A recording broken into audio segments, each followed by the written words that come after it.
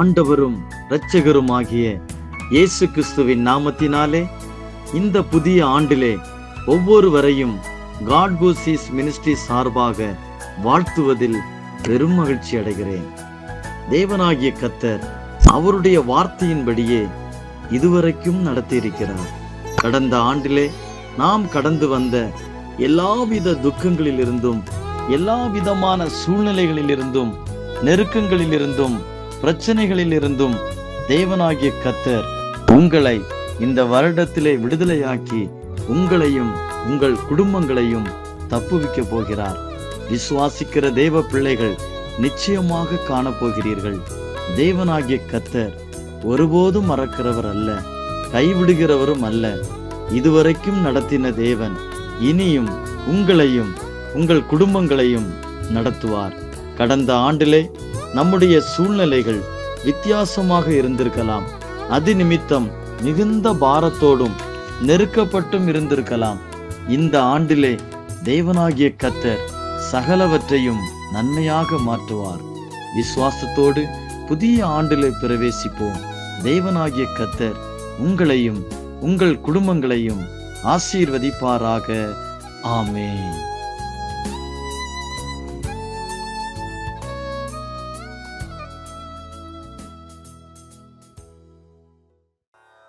എല്ലാവർക്കും ക്രിസ്തുവിൽ വന്ദനത്തെ അറിയിക്കുകയാണ്.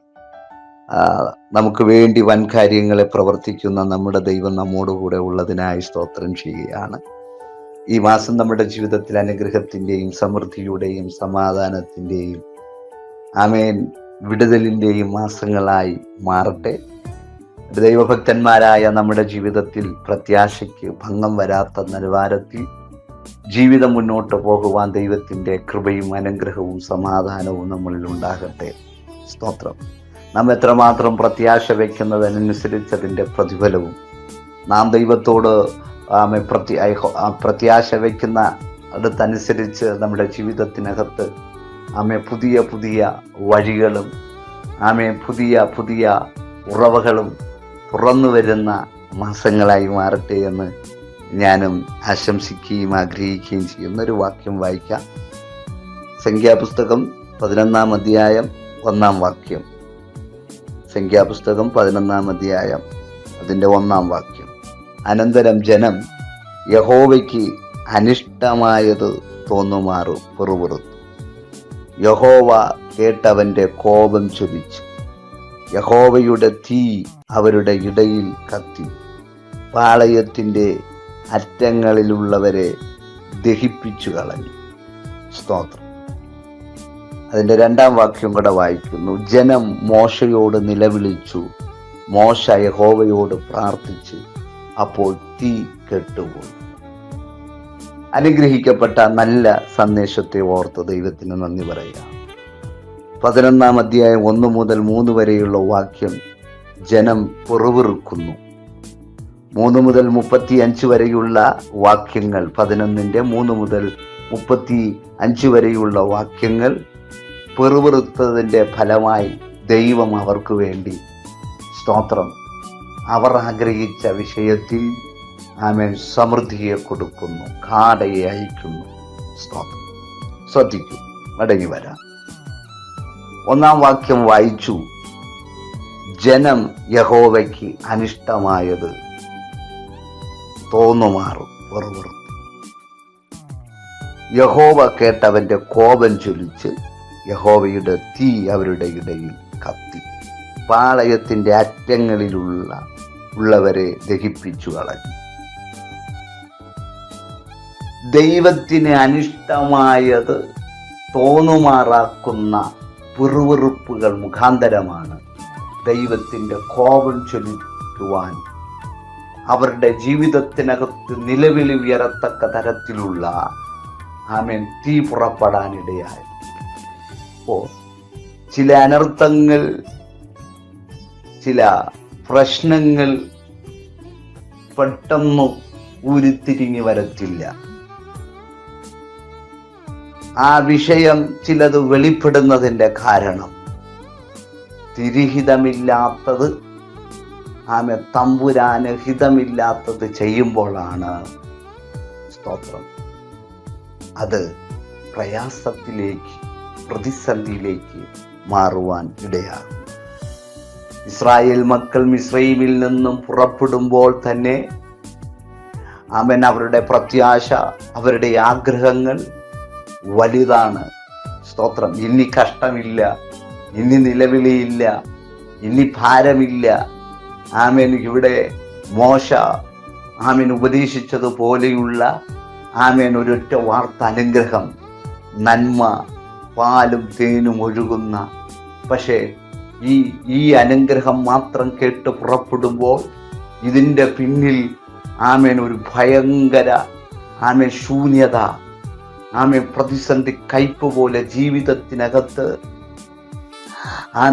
പ്രാണന് പോലും അപകടകരമാകുന്ന വിഷയങ്ങൾ വരുമെന്ന് പോലും ജനത്തിനറിയത്തില്ലായിരുന്നു. ഇത് കേട്ട് പുറപ്പെടുമ്പോൾ അവരുടെ ജീവിതം അവർ ആഗ്രഹിച്ച നിലവാരത്തിലേക്ക് എത്താത്തതിനാൽ സ്തോത്രം പിറുപിറുപ്പ് വീഴുവാനിടയാണ്. നേതൃത്വം നയിക്കുന്ന ഭക്തന് വിരോധമായി പിറുപിറുക്കുമ്പോൾ ആ പിറുപിറുപ്പ് ദൈവസന്നിധിയിലേക്ക് എത്തുന്നു. ആ പിറുപിറുപ്പ് പല മേഖലകളും അവരുടെ വഴിയെ തടഞ്ഞു. അവരുടെ ജീവിതത്തെ സ്തോത്രം വലിയ അന്ധകാരത്തിലേക്ക് ആക്കത്തക്ക തരത്തിൽ ദൈവത്തിന് വിപരീതമായി ചെയ്യുന്നതിനാൽ അവരുടെ ജീവിതത്തിനകത്ത് ഒത്തിരി പ്രതിസന്ധികൾ ഉളവാക്കുവാനിടയായി തീർന്നു. അപ്പോൾ അങ്ങനെയുള്ള പിറുപിറുപ്പ് മുഖാന്തരം അവരുടെ ജീവിതത്തിനകത്ത് ദൈവം അവരുടെ പിറുപിറുപ്പുകളെ സ്തോത്രം മനസ്സിലാക്കിയിട്ട് അതിൻ്റെ നടുവിൽ പ്രാർത്ഥിക്കുന്ന മോശയുടെ പ്രാർത്ഥന കേട്ട് അതിന് ശമനം വരുത്തിയിട്ടുണ്ട്, ശാന്തത വരുത്തിയിട്ടുണ്ട്. അങ്ങനെ 11-ാം അധ്യായത്തിലും വരപ്പെടുമ്പോൾ സ്തോത്രം ദൈവത്തിൽ നിന്നും പ്രാർത്ഥിച്ച് ലഭിച്ചതായ അതും പിറുപിറുപ്പ് മുഖാന്തരം സ്വർഗത്തിൽ നിന്നും മന്ന ലഭിക്കുകയും അത് കഴിച്ചു മടുപ്പായിരിക്കപ്പെടുമ്പോഴും സ്തോത്രം ദൈവത്തിന് വിപരീതമായി, മോശയ്ക്ക് വിരോധമായി പിറുപിറുക്കുവാനിടയായി. ആ പിറുപിറുപ്പ് സ്തോത്രം ദൈവത്തിൻ്റെ കോപത്തെ ജ്വലിപ്പിക്കുവാനിടയായി. ആ കോപമാണ് അവരുടെ ജീവിതത്തിനകത്ത് തീയായി അവർ ഇരിക്കുന്ന പട്ടണത്തിൻ്റെ അറ്റത്തോളം ദഹിപ്പിക്കുവാനിടയായി. അവിടെയും ഒരു പ്രാർത്ഥനക്കാരൻ എഴുന്നേറ്റ് ആ പ്രതിസന്ധികളെ ശമനപ്പെടുത്തുവാൻ ഇടയായി തീർന്നു. ശ്രദ്ധിക്കൂ. അപ്പോൾ ചില വിഷയങ്ങൾ ക്ലിയറായി നാം ആഗ്രഹിക്കുന്ന സമയത്ത് നടക്കാതിരിക്കപ്പെടുമ്പോഴും നമ്മുടെ ജീവിതത്തിനകത്ത് തെറ്റായ ചിന്തകൾ അല്ലെങ്കിൽ തെറ്റായ മേഖലകൾ അത് പ്രയാസകരമായി മാറുമ്പോഴാണ് നമ്മൾ പോലും അറിയാൻ പറ്റാത്ത വിഷയങ്ങൾ, അനർത്ഥങ്ങൾ, പ്രതിസന്ധികൾ പ്രതികൂലമായി വരുവാൻ കാരണം പിറുപിറുപ്പാണ്. അപ്പോൾ നമുക്ക് നമ്മുടെ ജീവിതത്തിൽ വെളിപ്പെടേണ്ടതായ വിഷയങ്ങൾ സ്തോത്രം ഒരു പിറുപിറുപ്പിന് ഇടയാകാതിരിക്കണമെങ്കിൽ നമ്മൾ കർത്താവിൻ്റെ ആലോചന അനുസരിച്ച് നമ്മൾ കർത്താവിൻ്റെ ഹിതമനുസരിച്ച് മുന്നോട്ട് പോയാൽ അതൊരനുഗ്രഹമായി മാറുമെന്നുള്ള കാര്യം മറന്നു പോകരുത്. 11-ാം അധ്യായം 1-ാം വാക്യം നമ്മൾ വായിച്ചു. പക്ഷേ സ്തോത്രം അത് 10-ാം അധ്യായം 33-ാം വാക്യം വായിക്കപ്പെടുമ്പോൾ കാണുവാൻ സാധിക്കുന്നത് ഇങ്ങനെയാണ്. അനന്തരം അവർ യഹോവയുടെ പർവ്വതം വിട്ട് 3 ദിവസത്തെ വഴി പോയി. യഹോവയുടെ നിയമപ്പെട്ടകം അവർക്ക് വിശ്രമസ്ഥലത്ത് അന്വേഷിക്കേണ്ടതിന് 3 ദിവസത്തെ വഴി മുമ്പോട്ട് പോയി. പാളയം പുറപ്പെട്ടപ്പോൾ യഹോവയുടെ മേഘം പകൽ സമയം അവർക്ക് മീതെ ഉണ്ടായി. നോക്കൂ, അങ്ങനെ ആ 3 ദിവസത്തെ വഴിയാത്രയിൽ സാഹചര്യങ്ങൾ അനുകൂലമല്ലാത്തത് കൊണ്ട് ജനം പിറുപിറുക്കുവാനും ആവലാതിപ്പെടുവാനും തുടങ്ങി. ഒന്ന്, മിസ്രയീമിൻ അടിമത്തത്തിൽ നിന്നുള്ള തങ്ങളുടെ വിടുതലിനായി തങ്ങൾക്ക് വേണ്ടിയുള്ള ദൈവത്തിൻ്റെ വീര്യപ്രവൃത്തികളും അവർ എത്ര വേഗം മറന്നു. അവർ ദൈവത്തിൽ ആശ്രയിക്കുകയോ തങ്ങളുടെ ജീവിതത്തെയും ഭാവിയെയും ദൈവത്തിന് സമർപ്പിക്കുകയോ ചെയ്തില്ല. ആയതിനാൽ അവരുടെ ജീവിതത്തിനകത്ത് പ്രതിസന്ധികൾ പിറുപിറുപ്പായി മാറി. അത് ദൈവത്തിന് കോപം ജ്വലിപ്പിക്കുവാൻ ഇടയായി. നമ്മുടെ ജീവിതത്തിൽ ചിലതൊക്കെ മറക്കുമ്പോൾ ദൈവം ചെയ്ത നന്മകൾ, ദൈവം ചെയ്തതായ വഴികൾ, ദൈവം ചെയ്ത അത്ഭുത ആമേൻ സ്തോത്രം സാധ്യതകളൊക്കെ നമ്മൾ മറക്കുമ്പോഴാണ് ആമേൻ സ്തോത്രം നമ്മുടെ ജീവിതത്തിൽ അറിയാതെ പറയുന്ന വാക്കുകൾ, അറിയാതെ പറയപ്പെടുന്ന ആമേൻ സ്തോത്രം വാക്കുകൾ അത് ദൈവസന്നിധിയിൽ പ്രയാസകരമായി മാറുന്നത്. അതുകൊണ്ട് നമ്മുടെ വഴികളെ നമ്മുടെ ചിന്ത കൊണ്ട് അടയ്ക്കരുത്. നമുക്ക് വരേണ്ട അനുഗ്രഹങ്ങളെ നമ്മുടെ വാക്കുകൾ കൊണ്ട് ആമേൻ അടയുവാൻ അനുവദിക്കരുത്. സ്തോത്രം. ആമേൻ. അതിൻ്റെ 11-ാം അധ്യായം 20-ാം വാക്യത്തിലേക്ക് മടങ്ങി വരുമ്പോൾ കാണുവാൻ സാധിക്കുന്നു. സ്തോത്രം. അവർ ആമേൻ ദൈവസന്നിധിയിൽ പിറുപിറുത്തതിനാൽ, ദൈവസന്നിധിയിൽ ആമേൻ സ്തോത്രം ജീവിതത്തിനകത്ത് ആമേൻ ഒരു ഭയങ്കര നിലവിളി ഉയരുവാനിടയായി തീർന്നു. ആ നിലവിളിയുടെ നടുവിൽ ആമേൻ മോശ പ്രാർത്ഥിക്കാൻ തുടങ്ങി. ആമേൻ മോശ പ്രാർത്ഥിച്ചു. അവർ അഭിമുഖീകരിച്ച വിഷയം സ്തോത്രം തീ കെട്ടുപോകാനിടയായി. ഇന്ന് പകലിൽ ഞാൻ നിങ്ങളോട് പറയാം, എത്ര ആമേൻ സ്തോത്രം നമുക്ക് പോലും അണയ്ക്കാൻ പറ്റാത്ത, നമുക്ക് പോലും പരിഹരിക്കാൻ പറ്റാത്ത ആമേൻ സ്തോത്രം ആമേൻ നമ്മുടെ വിഷയത്തെ ആമേൻ നമ്മളെക്കാളും അറിവും ആമേൻ നമ്മളെക്കാളും നന്നായിട്ട് വലിയ മാന്യതയും ആമേൻ സ്തോത്രം ഉള്ള വ്യക്തികൾക്ക് പോലും പരിഹരിക്കാൻ കഴിയാത്ത ആമേൻ അധികാരി ആമേൻ അതിൻ്റെ ആ സ്ഥാനമാനങ്ങളെ അഭിമുഖീകരിക്കുന്ന വ്യക്തികൾക്ക് പോലും നമ്മുടെ വിഷയത്തെ പരിഹരിക്കാൻ കഴിയത്തില്ല. ആമേൻ അതിനകത്ത് അത് ശമിക്കുവാൻ, ശാന്തതപ്പെടുത്താൻ കഴിയത്തില്ല. ആമേൻ. പക്ഷെ ആ വിഷയത്തിലൊരു ശാന്തത വരണമെങ്കിൽ, ആമേൻ നമ്മുടേതായ വിഷയത്തിലൊരു ആശ്വാസം വരണമെങ്കിൽ സ്തോത്രം ആമേൻ നമുക്ക് വേണ്ടി ആമേൻ ഇടിവിൽ നിൽക്കുന്ന പ്രാർത്ഥനക്കാരെ ആമേൻ സ്തോത്രം വിളിക്കണം, ആമേൻ പ്രാർത്ഥിക്കണം. ആമേൻ സ്തോത്രം. ഹല്ലേലൂയ. മോശ പ്രാർത്ഥിക്കാൻ തുടങ്ങി. എങ്ങനെയാ പ്രാർത്ഥിക്കാൻ തുടങ്ങിയത്? ആമേൻ ഈ വിഷയം ആമേൻ അവർക്ക് പരിഹരിക്കാൻ പറ്റാത്തതിനാൽ നിലവിളിച്ചു. ആ നിലവിളി മുഖാന്തരം സ്തോത്രം പ്രാർത്ഥന ഉയർന്നു. ഇന്ന് പകലിൽ നമുക്ക് പരിഹരിക്കാൻ പറ്റാത്ത, നമുക്ക് പോലും അണയ്ക്കാൻ പറ്റാത്ത വിഷയത്തിൽ നിലവിളി ഉയർന്നെങ്കിൽ, ആ നിലവിളി ആമേൻ സ്തോത്രം ശാന്തമാകണമെങ്കിൽ പ്രാർത്ഥന ഉയരണം. പ്രാർത്ഥന ഉയർന്നാൽ ഇന്ന് രാത്രിയിൽ പറയാം, എത്രാളിക്കത്തുന്ന തീ ആമേ മേഖല പ്രശ്നമായാൽ എത്രാളിക്കത്തുന്ന തീ പോലെ ആ തീയെ അണയ്ക്കാൻ പ്രാർത്ഥന മാത്രം. ആമേ വലിയ തീയെ ആമേ വെള്ളം കൊണ്ട് അണയ്ക്കുന്നത് പോലെ സ്തോത്രം. ഹല്ലേലൂയ. ആമേൻ. അത് അണയ്ക്കത്തക്ക തരത്തിലുള്ള സംവിധാനങ്ങൾ നമ്മുടെ ആമേൻ മുമ്പിലൊക്കെ ഉണ്ടാകപ്പെടുമ്പോഴും അതിവേഗത്തിൽ നമ്മുടെ ഇതുപോലെയുള്ള പൊങ്ങുന്ന പ്രശ്നങ്ങൾ ആമേൻ അണയ്ക്കാൻ കഴിയുന്നതൊന്നേ ഉള്ളൂ, അത് പ്രാർത്ഥനയാണ്. പ്രാർത്ഥനയാൽ കഴിയാത്തതൊന്നുമില്ല. പ്രാർത്ഥനയിൽ ആമേൻ 6 ലക്ഷത്തിൽ ജനം ആമേൻ സ്തോത്രം അനുഭവിക്കുന്നതായ ആമേൻ നിലവിളികളെ ഒറ്റ പ്രാർത്ഥന, മനുഷ്യന്റെ പ്രാർത്ഥന മുഖാന്തരം ആ തീ കെട്ടുപോകാനിടയായി. ഈ മാസത്തിൽ ഞാനൊരൊറ്റ ദൂത് പറയാൻ കഴിഞ്ഞ നാളുകൾ നിങ്ങളെ അഭിമുഖീകരിച്ച ആമേൻ വിഷയത്തെ കെടുത്തുന്നതായി മാറണം നമ്മുടെ പ്രാർത്ഥന. ആ പ്രാർത്ഥന ഇനി അടുത്ത ദിവസങ്ങളിൽ ചില വിടുതലുകൾ കേൾക്കണം. ചില വിടുതലുകൾ കേൾക്കുകയല്ല, കാണണം. സ്തോത്രം. അവർ ആഗ്രഹിച്ചു. ആമേൻ. മന്ന കഴിച്ചു മടുത്തു. ആമേൻ സ്തോത്രം. ഹല്ലേലൂയ. എന്നാൽ മിസ്രൈമിയുടെ ചിന്ത ഓടി വന്നു. ആമേൻ. നല്ലൊരു ഭക്ഷണം കഴിക്കാൻ, ഇറച്ചി കഴിക്കാം. പക്ഷേ എന്തു സംഭവിച്ചു? ആമേൻ. ഒരു ദിവസം കഴിക്കത്തക്ക തരത്തിലല്ല, 5 ദിവസം കഴിച്ച് തൃപ്തി അടങ്ങത്തക്ക തരത്തിലില്ല ദൈവപ്രവൃത്തി വെളിപ്പെട്ടത്. 20 ദിവസം കഴിച്ച് തൃപ്തി അടക്കപ്പെടാനുള്ളതല്ല ദൈവം ചെയ്തത്. 1 മാസത്തോളം ആമേൻ കഴിച്ചു മൂക്കിൽ നിന്നും പുക പൊങ്ങത്തക്ക തരത്തിൽ എന്ന് പറഞ്ഞ കഴിച്ചു ഓർക്കാനം വരത്തക്ക തരത്തിലുള്ളതായ ആമേൻ വിടുതലാണ് സ്വർഗം അയച്ചത്. ഇന്ന് പകലിൽ ഞാൻ നിങ്ങളോട് ശക്തമായി പറയാം, ദൈവ പൈതലേ, നമ്മൾ ആമേൻ അഭിമുഖീകരിക്കുന്ന വിഷയം കൊണ്ട് ആമേൻ സ്തോത്രം ഹല്ലേലൂയ നിലവിളി അല്ലെങ്കിൽ ആമേൻ പ്രശ്നം വന്ന് നിലവിളികൾ ഉയരപ്പെടുമ്പോഴും ഞാൻ പറയാം, നമ്മൾ ആഗ്രഹിച്ചതിനേക്കാൾ അപ്പുറമായി ആമേൻ സ്തോത്രം. ആമേൻ.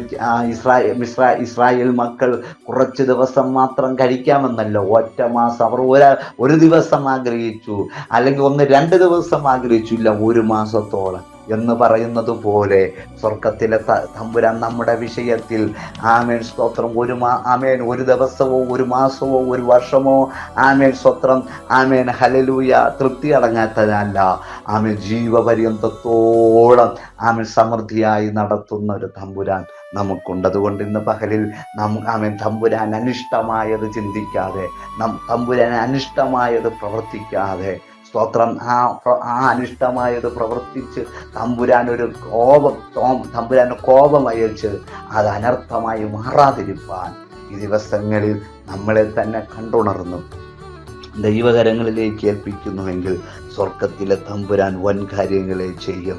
സംഖ്യാപുസ്തകം 11 അധ്യായം 20 വാക്യം കൂടെ വായിക്കുന്നു. ഒരു മാസം മുഴുവനും തന്നെ ആമേൻ അത് നിങ്ങളുടെ മൂക്കിൽ കൂടി പുറപ്പെട്ട് നിങ്ങൾക്ക് ഓക്കാനം വരുവോളം നിങ്ങൾ തിന്ന് നിങ്ങളുടെ ഇടയിൽ ഉള്ള യഹോവ നിങ്ങൾ നിരസിക്കുകയും ഞങ്ങൾ മിസ്രയീമിൽ നിന്നും എന്തിന് പുറപ്പെട്ടു പോന്നു എന്ന് പറഞ്ഞ് അവന്റെ മുമ്പാകെ കരയുകയും ചെയ്തിരുന്നുവല്ലോ. അപ്പോൾ മോശ എന്നോട് കൂടെയുള്ള ഈ ജനത്തിനു വേണ്ടി അത്ഭുതങ്ങൾ ചെയ്തതുപോലെ ഇന്ന് പകൽ മനസ്സിലാക്കുക. ആമേൻ സ്തോത്രം. അവിടെ കാണുവാൻ സാധിച്ചത് ഇങ്ങനെയാണ്. അവരുടെ വിഷയത്തിൽ ദൈവം വിടുതൽ കൽപ്പിച്ചു. ഈ ദിവസങ്ങളിൽ ആമേൻ നമ്മൾ കരയുന്ന, നമ്മൾ ആഗ്രഹിക്കുന്ന വിഷയങ്ങൾ സ്തോത്രം പെറുവിറുപ്പിന് ഇടം കൊടുക്കാതെ, അനർത്ഥത്തിന് ഇടം കൊടുക്കാതെ, ദൈവത്തിന്റെ തീക്ക് പ്രയാസത്തിന് ഇടം കൊടുക്കാതെ ദൈവത്തിന്റെ മറുപടിക്ക് വേണ്ടി അത് പ്രാർത്ഥന നീട്ടുക. ആമേൻ സ്തോത്രം. താമസിക്കും തോറും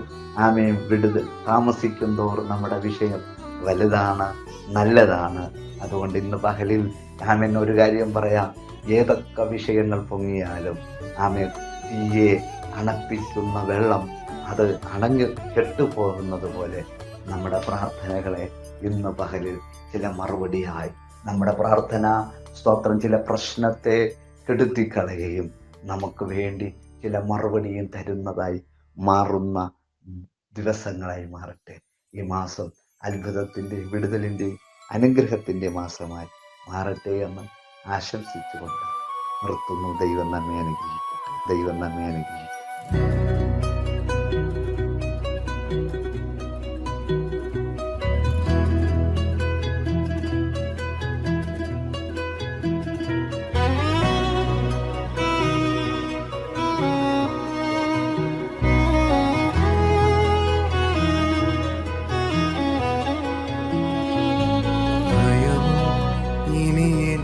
സ്ഥാനമില്ല എൻ ഭാവിയെല്ലാം താതൻ കരങ്ങളിലായി.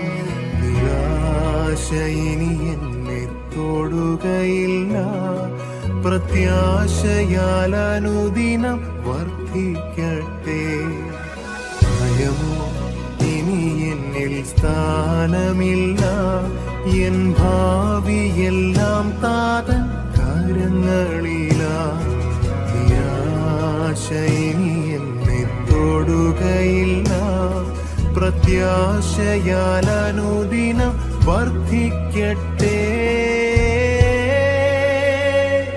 യാഹേ അങ്ങെന്നുമെൻ ദൈവം, തലമുറ തലമുറയാ. യാഹേ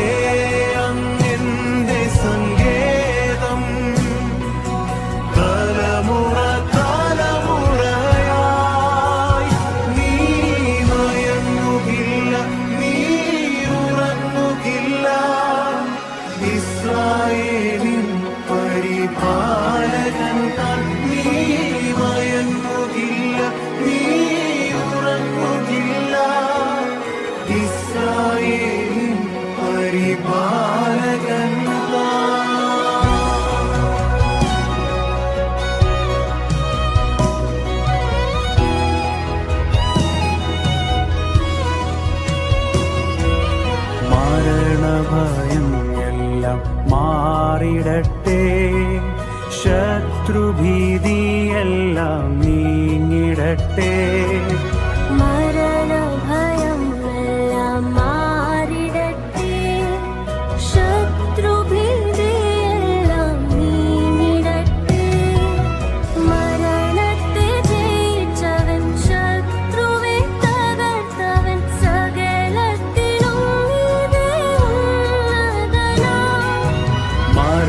മരണത്തെ ജയിച്ചവൻ, ശത്രുവെ തകർത്തവൻ, സകലത്തിനും